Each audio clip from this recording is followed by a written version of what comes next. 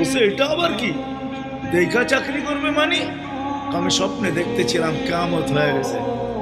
আমি পুলসিরাতের পাশে যেয়ে দাঁড়ায় আছি।